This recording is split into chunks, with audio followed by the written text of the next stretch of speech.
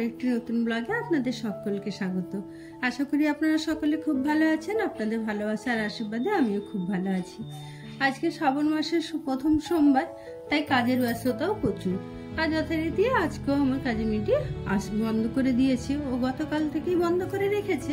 ও আজকে আসার কথা ছিল, কিন্তু আজকে গাড়ি বন্ধের জন্য আরো অনেকটা দূর থেকেই আসে, তো গাড়ি বন্ধ বলে ও আজকেও আসতে পারেনি।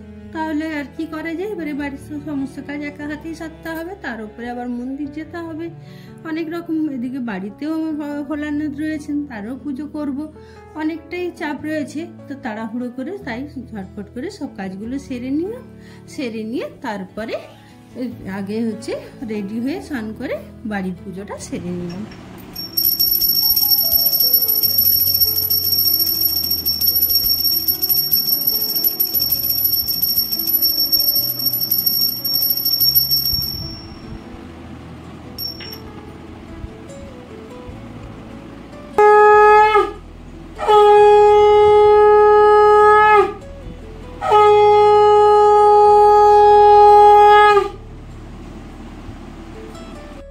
বাড়ির পুজো তো সারা হয়ে গেল, আসলে অনেকটাই দেরি হয়ে গেছে। সমস্ত কিছু সেরে তারপরে তো ঠাকুরের জোগাড় করলাম, বাড়ির পুজোর জোগাড়, তারপরে যেগুলো ঠাকুর বাসন মাজার ছিল ওগুলো সব মেজে রেডি করে, আর যেগুলো মন্দিরে নিয়ে যাব সেই সবও রেডি করলাম।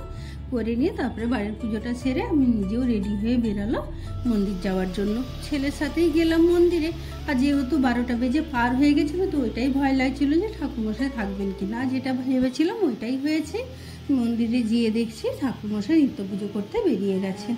আর আপনারা তো আমার অনেক ভিডিওতেই দেখেছেন মা দুর্গার মন্দিরে যেতে, তো এই মন্দিরটা আপনাদেরকে দেখানো হয়নি। এই মন্দিরটা আমি যেখানে ছোটবেলায় থাকতাম, এই একেবারে কাছের মন্দির। এই মন্দিরে আমি ছোটোর থেকে পুজো দিয়ে এসেছি, তাই বাবার মাথায় যখনই জল ঢালা থাকে, যে শিবরাত্রি হোক বা নীলের বার হোক, আমি এই মন্দিরেই পুজো দিই।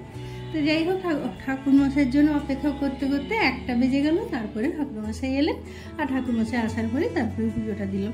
তবে খুব বেশি তো ভিড় ছিল না, 3-4 জন ছিল, তো বেশ সুন্দরভাবে পুজো দেওয়া হয়ে গেল। আর মন্দিরে পুজো দিলে একটু খুব বেশি ভিড়ে আমাকে ভালোও লাগে না, একটু ফাঁকাফাঁকি থাকলে পুজোটা দিতে আমার বেশ মন ভরে পুজোটা দেওয়া যায়। তাই ভালো করে জল ঢেলে দিলাম বাবার মাথায়, দিয়ে তারপরে বেরিয়ে পড়লাম বাড়ি যাওয়ার জন্য।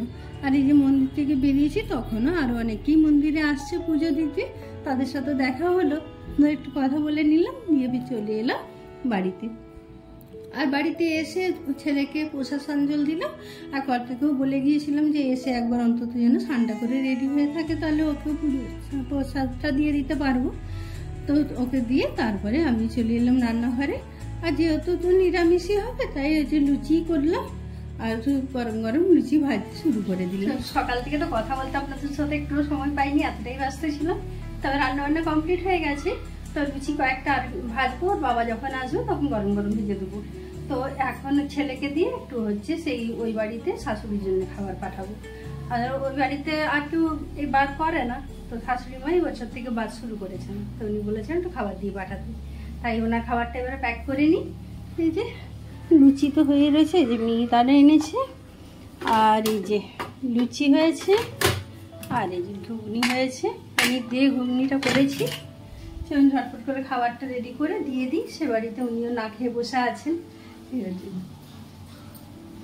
ছেলে ওর ঠাকুমাকে খাবারটা দিয়ে এলো, তারপরে ছেলেকেও খেতে দিল, আমিও খেতে বসলাম। কারণ কর্তা তো সাঞ্জল প্রসাদ খেয়ে নিয়ে ওর কাজের সাইডে আবার বেরিয়ে গেছে, ওর আসতে দেরি হবে।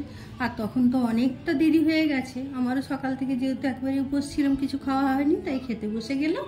তো ভিডিওটাও এখানেই শেষ করলাম। কেমন লাগলো অবশ্যই কমেন্ট করে জানাবেন। যদি ভালো লেগে থাকে তাহলে প্লিজ একটা লাইক করে আমার চ্যানেলটিকে সাবস্ক্রাইব করে আমার পাশে থাকবেন। ভালো থাকবেন, সুস্থ থাকবেন। দেখা হবে আবার পরের কোনো ভিডিওতে। আর আমার এই ভিডিওটা সম্পূর্ণ দেখার জন্য অসংখ্য ধন্যবাদ। সবাই ভালো থাকবেন।